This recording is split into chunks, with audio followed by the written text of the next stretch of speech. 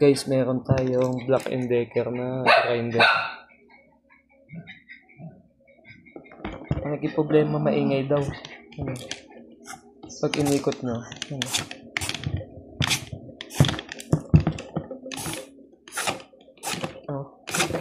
Dinig nyo na agad. Kaya kalasin natin. Ito lang naman yan. Tanggalin lang natin yan. Yan guys, testing natin actual. Tigas. Sobrang ingay. Yan guys, nakalas na natin. Ito na. Nakakonfirm na natin na bearing nga. Yan na guys. Bearing nga. Ang problema natin, ito. Naiwan dito. Ayun. Dito yun. Ito. Yung part na to, kanal. Diyan dapat yung bulitas yan. Yan. May naiwan pa sa loob eh. May umakalog pa.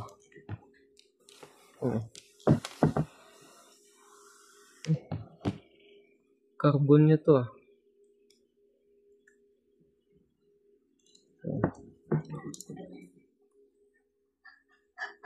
Yun. Nakita nyo, naiwan. Tanggalin natin yan. Para makita natin yung number.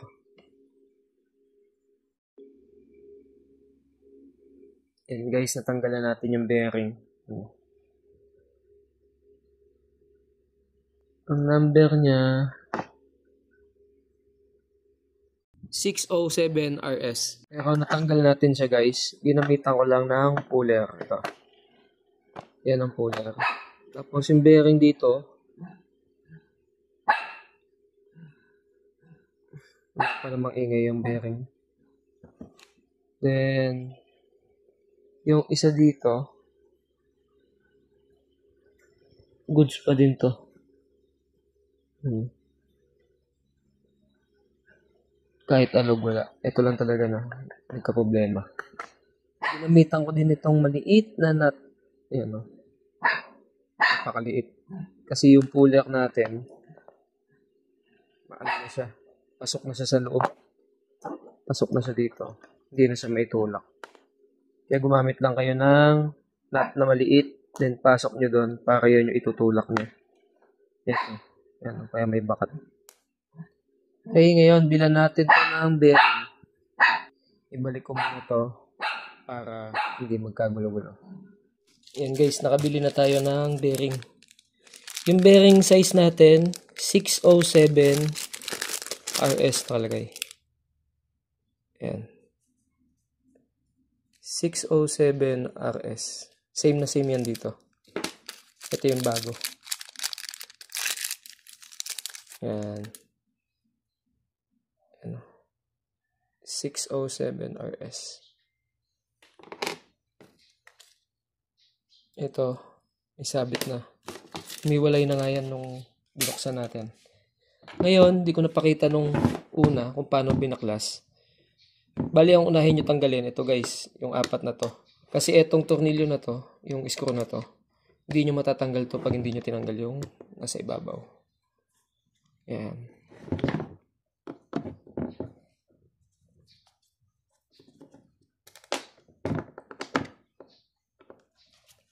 Bali, 8 tornilyo. Tapos isa sa ilalim, pang siyam. Ayan.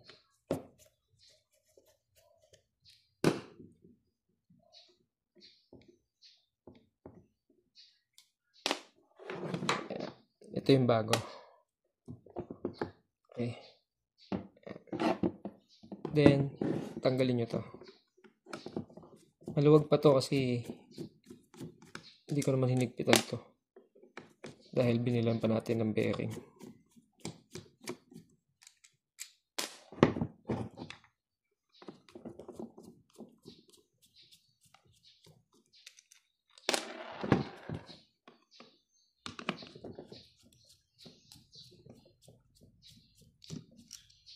Ayan. Tapos may isa pa siya dito sa ilalim yan.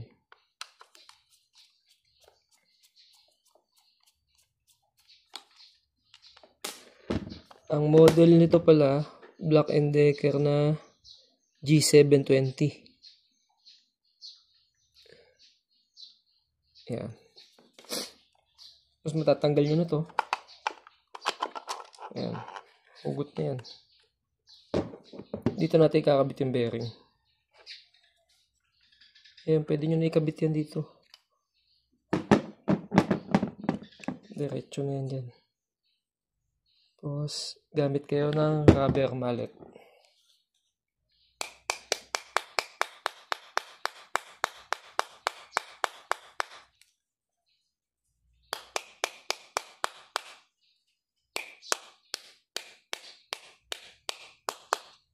Yan. Rubber mallet ginamit natin. Huwag kayo gagamit ng martilyo na matigas kasi pwedeng madamage yung bearing. Okay, nakalapat naman na siya.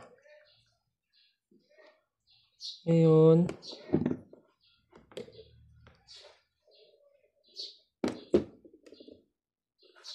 yan. Tanggalin natin kasi natatanggal yung yan, carbon niya. Dahil yung carbon niya, pinapasok lang yun dito. Wala siyang wire. Yun lang yun. Yun, pasok na natin to. Pasok mo lang. Lalapat naman yan doon sa dulo. Yun. Palapat na yan. Yun, oh. Pasok na siya doon. Yun.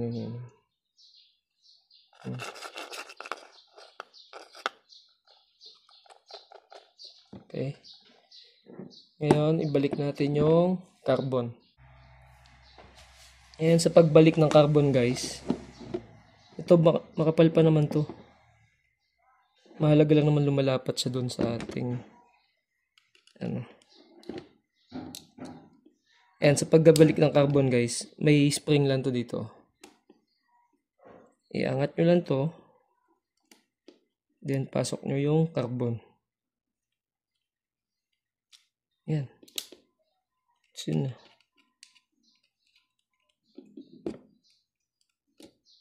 Tumutulak na yan. Kabila. Ganun din. Angat.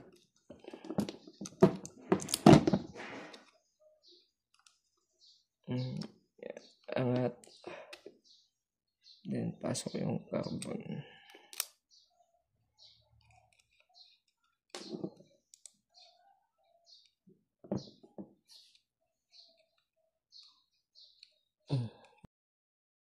Lapat na. Then, balik natin to. Tapos, yung isang tornilyo. Ito yun, yung medyo maiksi. Dito. Kasi yung apat na mahaba. Sa harap, sa taas yan.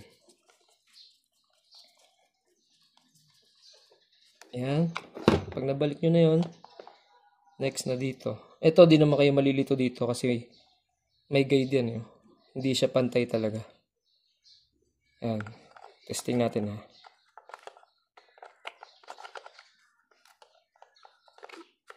Ayan. Ayan yung lapat niya. Ayan. Baliktarin natin kung nakakit. Pag binaliktad natin yan, hindi siya papasok. Kasi iba yung angulo nito. Pagkatapos dito, ito muna. Tornilyo natin to, 4.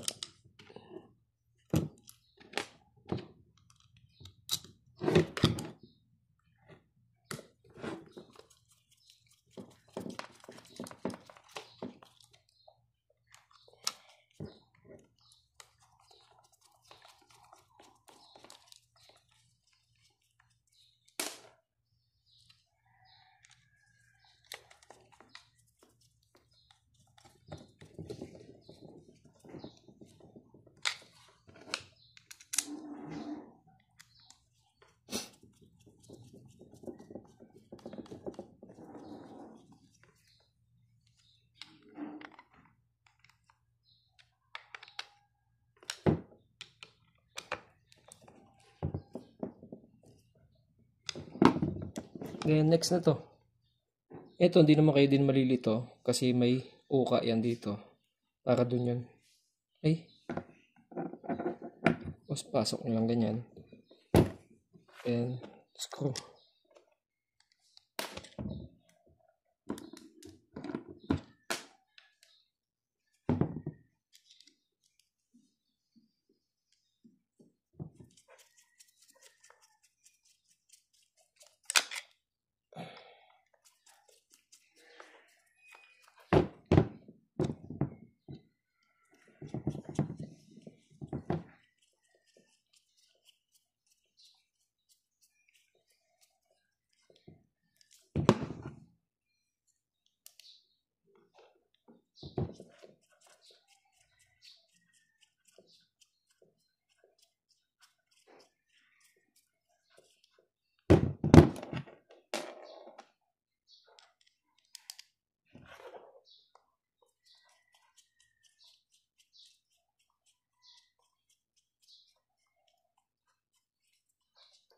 Yan, siguraduhin nyo lang mahigpit.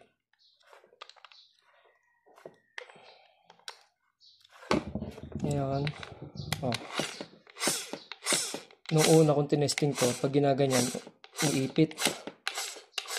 Okay, saksak natin. Tapos testing natin actual.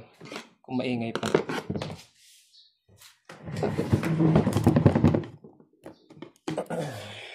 Ibahin natin yung angulo ng camera. Yan. Okay. Then,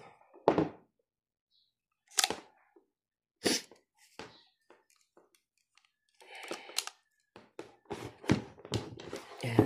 Saksak natin actual test. Testing actual test.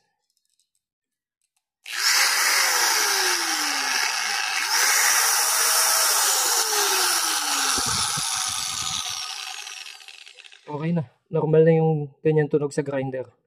Kung nakatulong tong video natin na to, please like, share, and subscribe guys. Salamat!